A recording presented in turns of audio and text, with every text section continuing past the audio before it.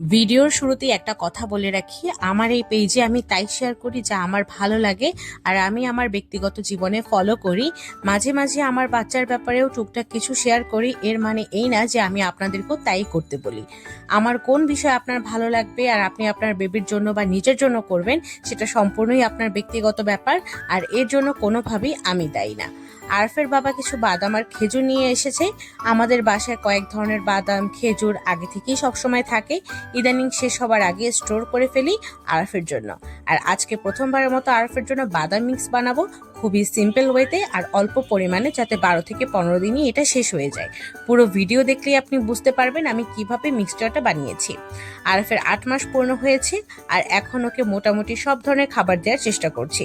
বাদাম নিয়ে অনেকের দ্বিমত রয়েছে, কেউ বলে 1 বছর, আবার কেউ বলে 8 মাসের আগে বাদাম দেয়াই যাবে না। আর এত এত ভিডিও, চারদিকে এত ডাক্তার আর তাদের নানা রকম সাজেশনের ভিড়ে আমরা নতুন মায়েরা এত কনফিউজড হয়ে যাই, আসলে কাকে রেখে কাকে শুনবো। তাই আমি আমার বাচ্চার 8 মাস পূর্ণ হবার পরে থেকে খুব সামান্য করে আমাদের খাদ্যাভ্যাসে আরফকে অভ্যস্ত করবার চেষ্টা করে যাচ্ছি।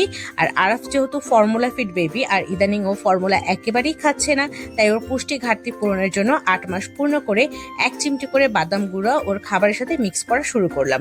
দিনে দিনে এটা বাড়াবো।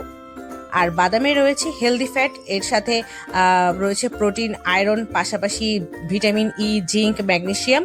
আমি একটা ভুল করেছিলাম, 4 রকমের বাদামকে একসাথে না ভেজে একটু আলাদা করে ভাজলে আরও বেশি ভালো হতো। আর আমি এই মিক্সচারটা ফ্রিজের নর্মাল সেকশনে স্টোরেজ করেছি। Thanks for watching.